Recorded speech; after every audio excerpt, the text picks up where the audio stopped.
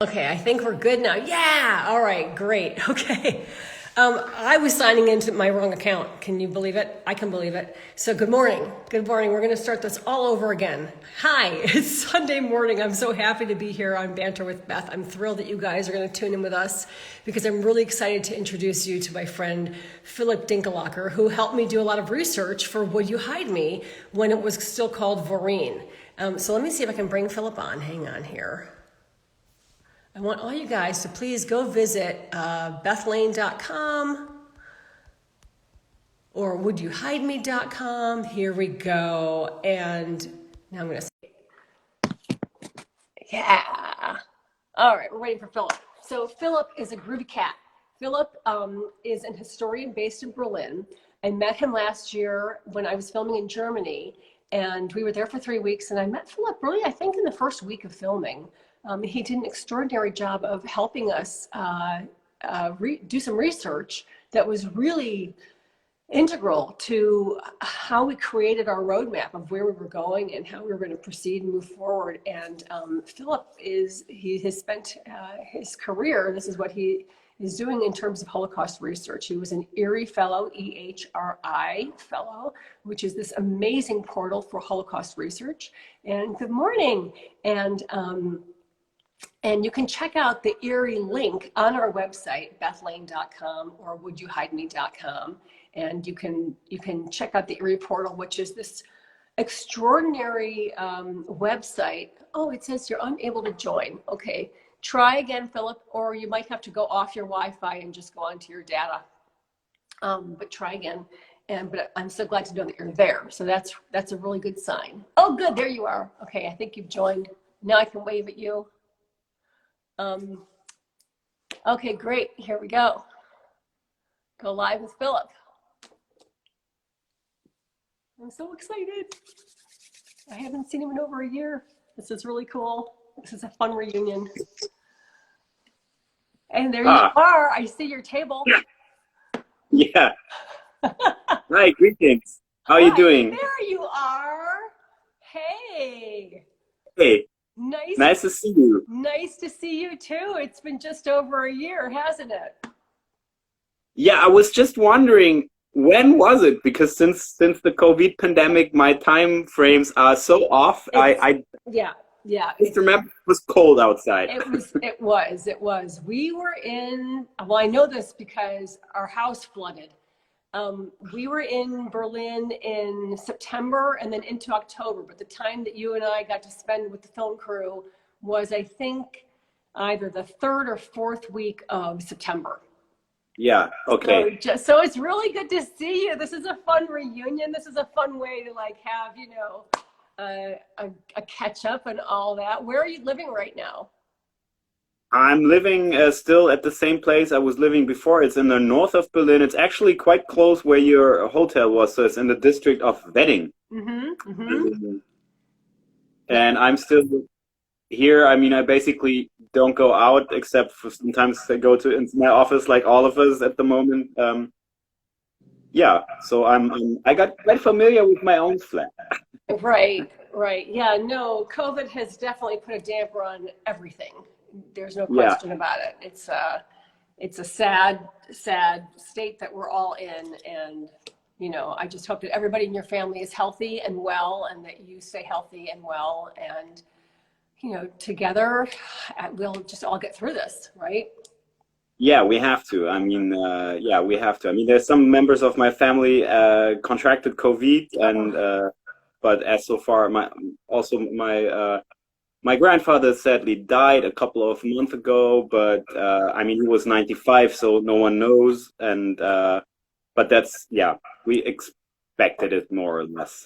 So that was a sad event, but yeah, that's life, But under these circumstances, it's not, of course, not very. So I can feel with everybody who loses something or someone at the moment, and that makes it really, you cannot have a proper funeral at the moment. So that's right. That's right.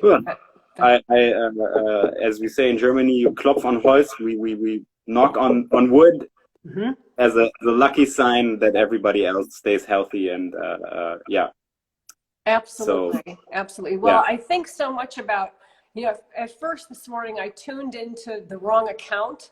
I tuned into the old film account instead of this one. And I had this whole big introduction about how I was really thinking this morning in particular about people who helped their neighbors, you know, during such a horrific time, World War II, and how the Weber siblings were saved by so many people, not the least of which were Arthur and Paula Schmidt, who hid them on their farm for 2 years outside of Berlin.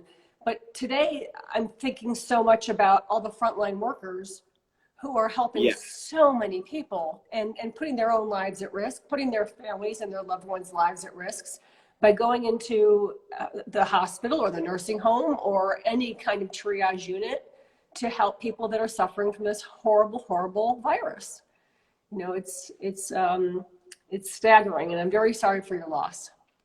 Yeah, thank you. I mean, yeah, that's what I really thought. All these people, yeah, now nursing in old people's homes and in the hospitals. It's really incredible to see that, and I hope it's going to change something so that these people are paid in a way that they deserve, and not in a way they're, yeah, totally underpaid. I don't know how it is in the US, but in Germany it's incredible, and people have been speaking about a crisis in health sector for a long time. Mm-hmm. Now that the pandemic hit, sadly, this issue is pushed again a bit into the background, and I hope that maybe something good will come of it. We don't know, but Right.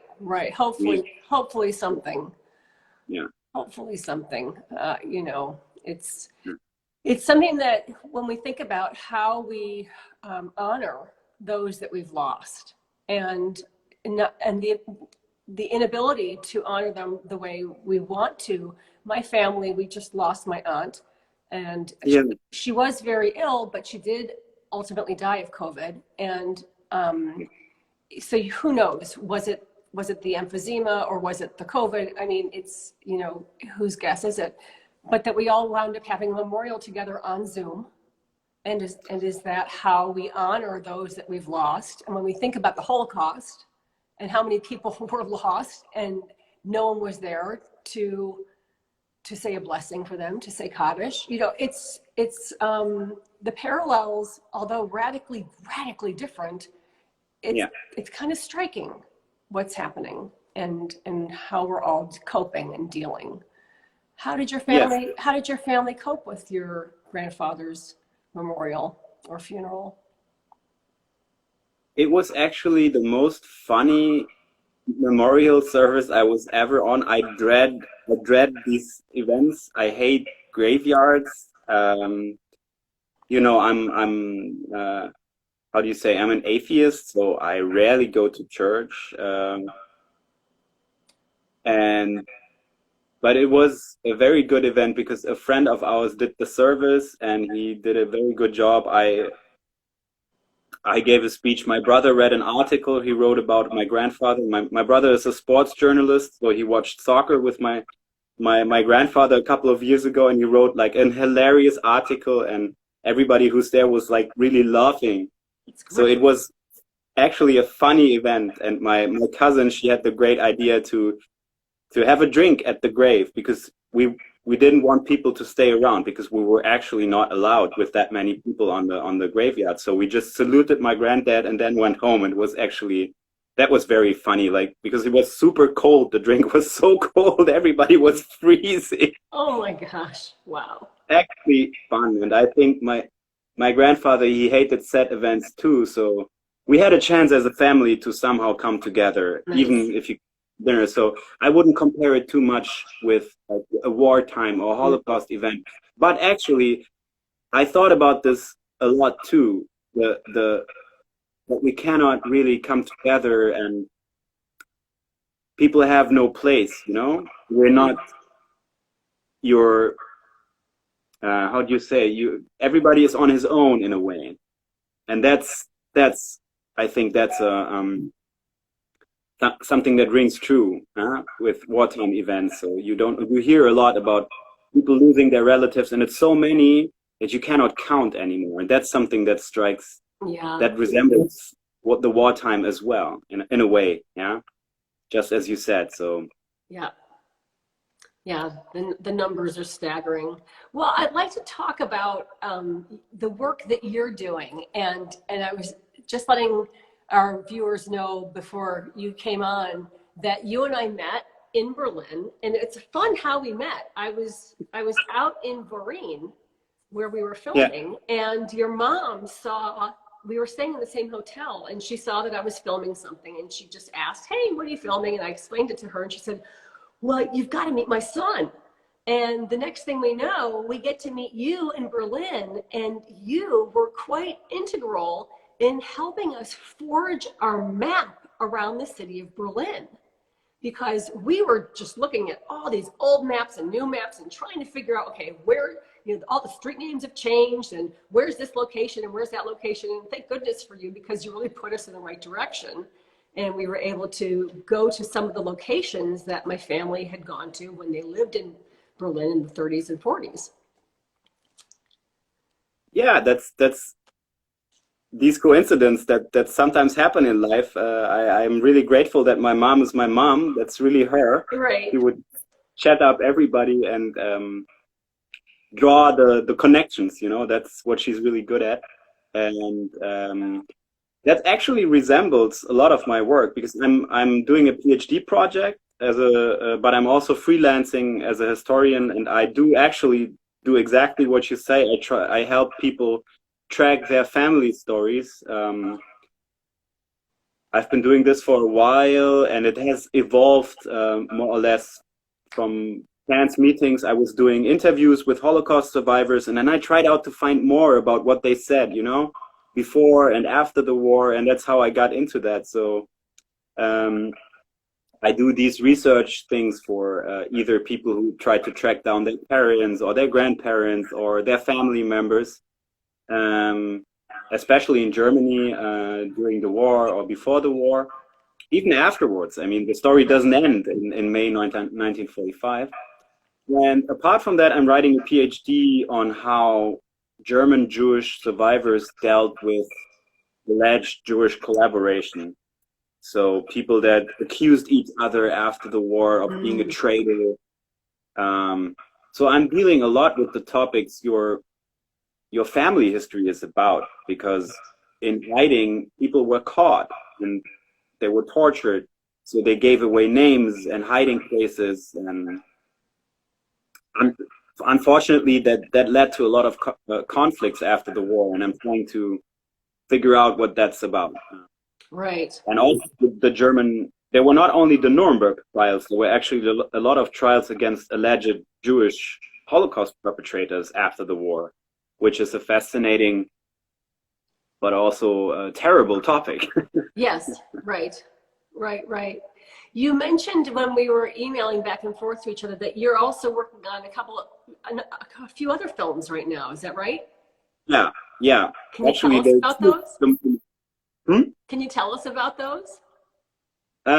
No, I think I cannot really tell you about that. Okay, I'm not really allowed what it's about, but it deals with the same topics. sure. So I would love to tell you more, because I just read yesterday, actually, I read a script, and I checked those for how can you check a script? I mean, it's stories. So Right. stories need to be told in a certain way. So the historian is the most horrible person to read your script and tell you, no, it's all wrong.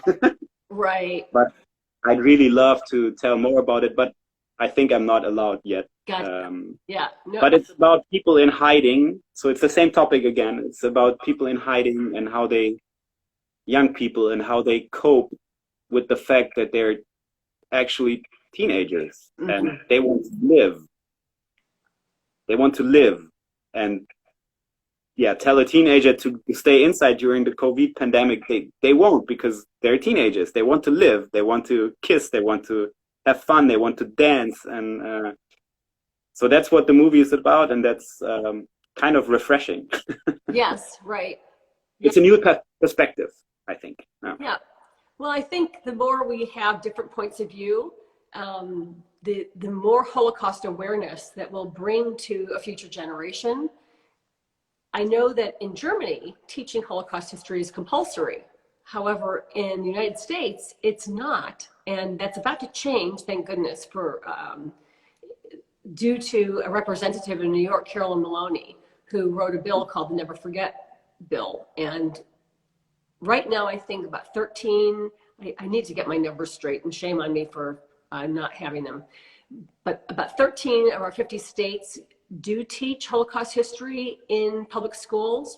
And her bill will mandate that it is taught in all 50 states. Because it's extraordinary to me to think that Holocaust history is not required and it's not being taught in our country.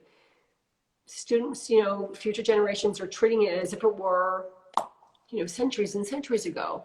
We're just talking about 76 years ago. That's not a very long time ago. Yeah, really not. But that's something that's really something that's striking me, because there's so many. I mean, the Americans did a great job in liberating Europe.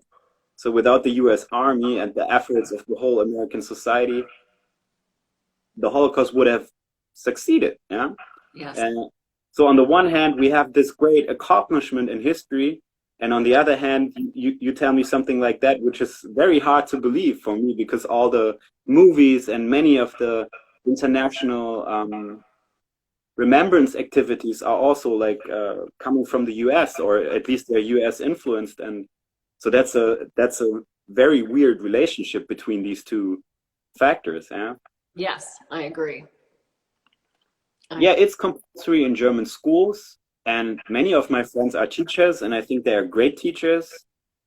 But on the other hand, there's also many places in Germany where people avoid this topic. So it's not everything shiny. I mean, it's part of the school curriculum, but in reality and in terms of practice at schools, it's sometimes not as well as it should be.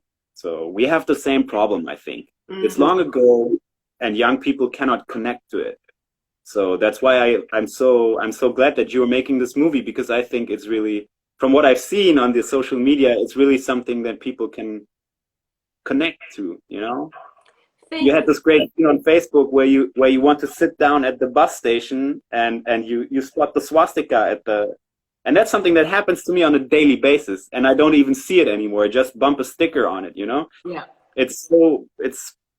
But when come to think of it, it's like, what the actual? Right. It's kind of mind-blowing. I would say, at least in our country, it is rare to come across a swastika. So when I saw it outside of Berlin, we were near the Doppel Center, it really shocked me. It really kind of blew me away. And I was grateful that I had already been in Berlin for a week, and it was the first one that I saw, that it didn't happen to me. I wasn't being affronted by swastikas on a daily basis. But it's arresting and it's alarming. And it just makes me so sad, incredibly sad, that there are people who have no tolerance for other people. And at the end of the day, I think that the movie that I'm making, Would You Hide Me, is all about tolerance. It's all about empathy. It's all about compassion. And I hope that the point of view that we're bringing to it, which is, rather than focusing on all the negative and all the atrocities, we're focusing on the heroes. We're focusing on the people who did the right thing, who stood on the right side of history, and celebrating their courage and their bravery. Yeah, that's something I really, that's rare in the first place. And what's so interesting about your family story is that it's in a super,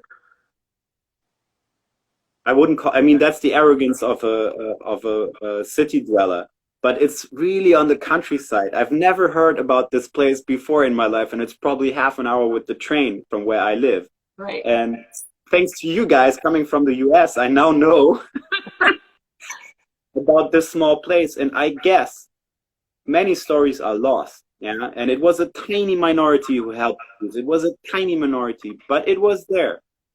And that's something we can look up to. And a lot of has been done on people who hid people in the city, but very little about people from the countryside. Like, I don't know about the Schmidt family. You will tell us in the movie, but I imagine them as like yeah, ordinary people, you know, maybe they were peasants, maybe they were just retired, and they sat in their little house and they hit like a handful of children. I mean, that's an incredible story, and I think that especially these rural places in Germany, they have a neo-Nazi problem. All these, my map of Brandenburg, this is the county surrounding Berlin. My map of Brandenburg is shaped by murders in the 1990s. Oh, We know many places just because someone was killed there by neo-Nazis. There was an incredible problem with neo-Nazi violence, and there still is. It sparked up again in the so-called refugee crisis in 2015. So I think a movie like this is incredibly important to show not everybody, you know, not everybody, and that's what I really like about it. well, thank you. Thank you. I think, what the Schmidts did is extraordinary. And they were simple farmers, green Yeah, grocers who grew primarily fruits, and they stored their crates in the basement of the building where the Weber family lived at 48 Dragonerstrasse. And they sold their fruit at the Alexanderplatz. So the relationship began really just because they were neighbors. Here's a Christian neighbor and here are some Jewish neighbors, and they just helped each other. My mom's mother was the janitress of the building, and she made friends with everybody. As a matter of fact, she worked with the resistance. She worked with the underground, securing passports and visas for other people to help others get out of Germany. So when she was deported and ultimately martyred at Auschwitz, the Schmidts took all 7 children out to their farm in Voreen and hid them almost in plain sight. They slept in a laundry shed, but they did help harvest some of the fruit during the daytime. And it's a very rural, like you could drive by Voreen and miss it. Even today, you could just drive by and where is it? It's that tiny of a town. yeah, But I'm very happy to say that when we were there, we were able to visit the farm where they were hidden. There's a new owner there who's just wonderful, and he and his wife were very gracious and allowed us to come not once but twice and film at the farm. And we installed a plaque on the side. And one of the most wonderful discoveries for me was the name of the street happens to be Strasse des Friede. And I'm thinking to myself, the street of freedom, how apropos. So we did install a plaque that says this is where Arthur and Paula Schmidt hid 7 Jewish siblings for 2 years. But then also in the little village, which is even smaller than the town, yeah. we installed 2 plaques, one in English and one in German, really applauding the entire town for what they did, because there's just no way they could have been hidden there without the town knowing that they were there. And the townspeople did know that the Schmidts were hiding Jewish children, and nobody turned them in. No one. Or at least some people. I don't know. I mean, as a historian, as a human being, I tend to say yes, it's a good thing that you installed the plaque because make it known. Yeah. As a historian, I don't know. It can be the case. And most certainly people might have suspected something and didn't tell anyone, which is basically the same thing. Yeah. Um, but on the other hand, many people were in the countryside due to the war. Many children were sent to the countryside so they could just, fit in. Um, but they must have other people who knew and they didn't say anything. So that's like super incredible. And because we're not talking about one child, Right. we're talking 7. So that's a big number. Right. And maybe there's 50 people living in that hamlet or 20. I don't know. I've not been there yet, but I will. Now that I know that the plaque is there, come the summer, I will take my bike and I will look at it myself. That's great. Well, you have to check on the tree for us too. We planted a tree in the little town center, and hopefully it's grown a little bit. But we actually have some stories from the children of the generation that knew the Schmidts. And the Schmidts themselves took the story to their graves. They Yeah. didn't tell anyone. They didn't tell their children. As a matter of fact, their children didn't know, so that when we were able to do, my mother and my uncle Alphonse wrote the paperwork to make the application to Yad Vashem so they could receive Yeah. the honor of Righteous Among the Nations in the Gardens of the Righteous.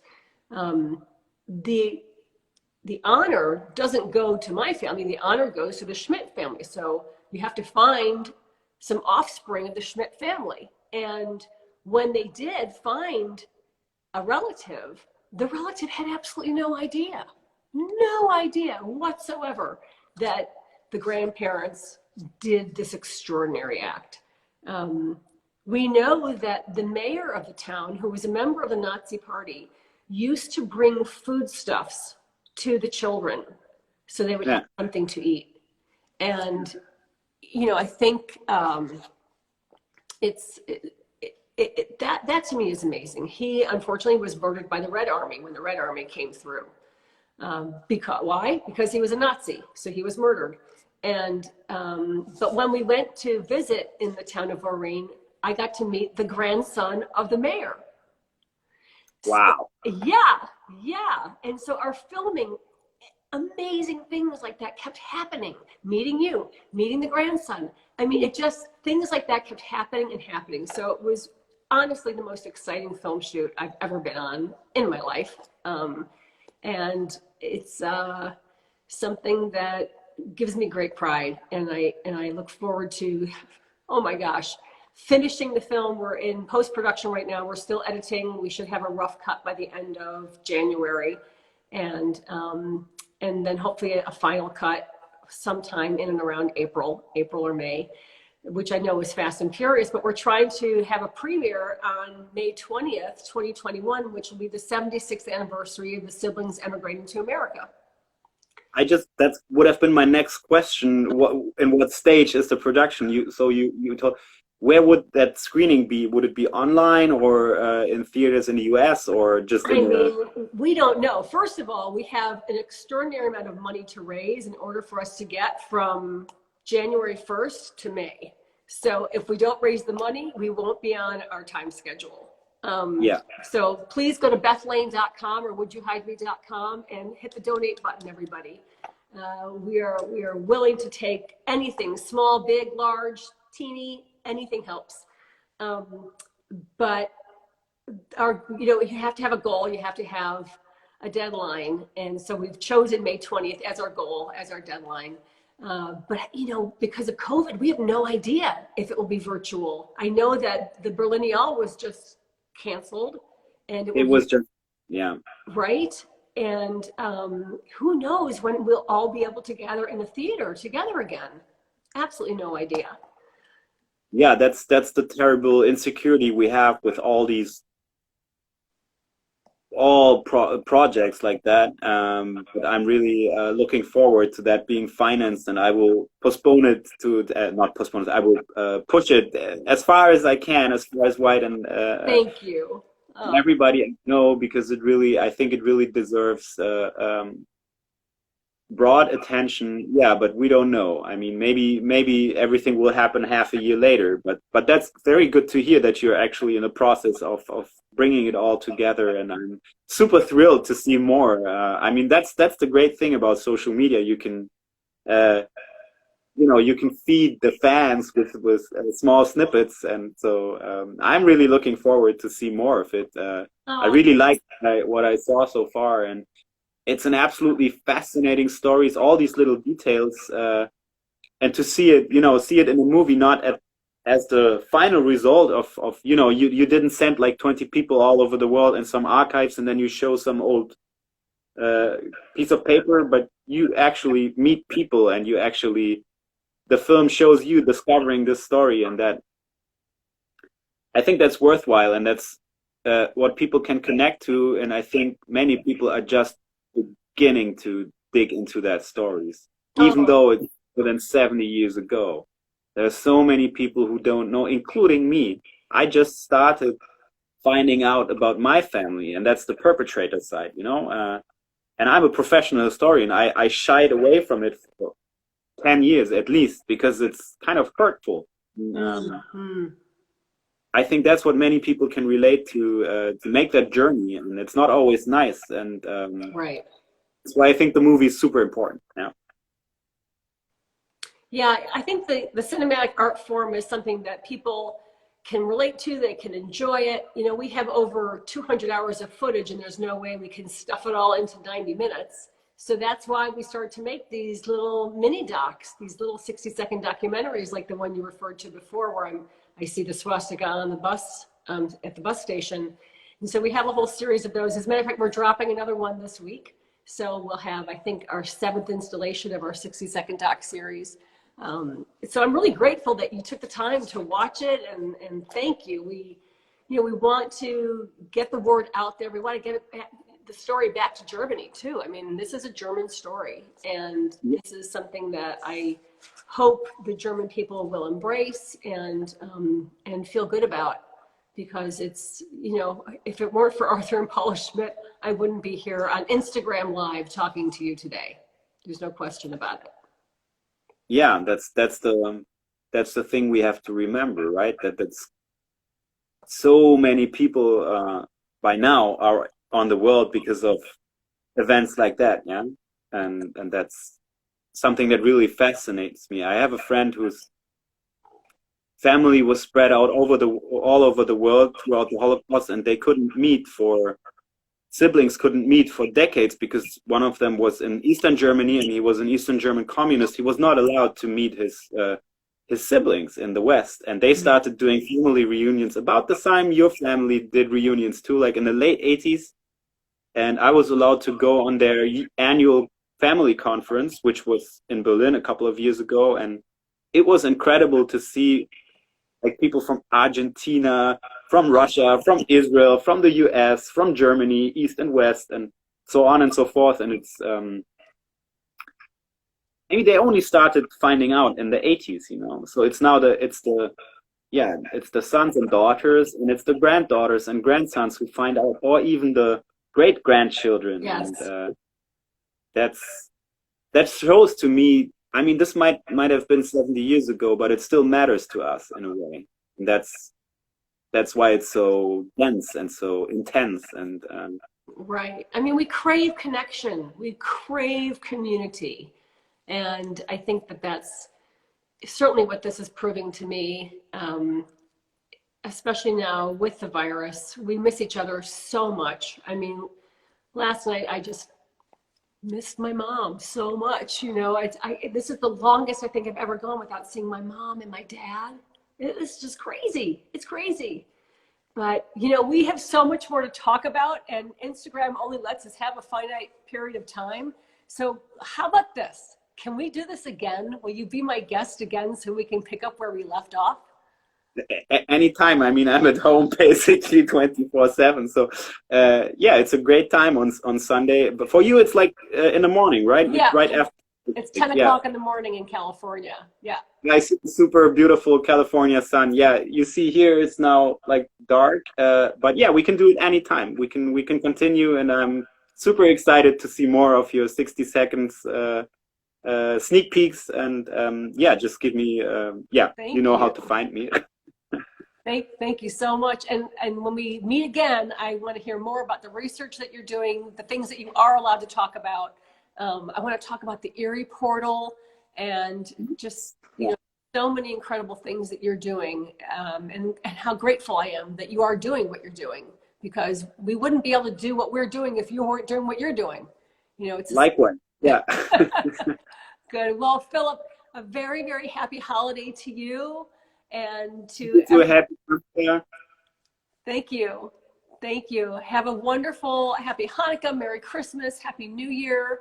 And I hope everyone can tune in again this Wednesday at 10 o'clock, where my guest is the legendary arts presenter, Ken Fisher. So Philip, until we Zoom again, or until we Instagram Live again, this will be posted on IGTV, and then we'll also post it later this afternoon on our YouTube channel, where you can find us at Beth Lane Film. So I'm sending you a big hug and a kiss. Say hi to your mom for me, okay? I'll do it. I send her the link later on. Thank you so much for having me. Goodbye and enjoy. And yeah, let's soldier through the rest of this pandemic, and then we meet like the over next Berlinale. And I hope Would You Hide Me wins a prize or something. Thank you. Me too. Me too. Okay, See we'll you speak soon. soon. Bye, Keep it everybody. up. Bye.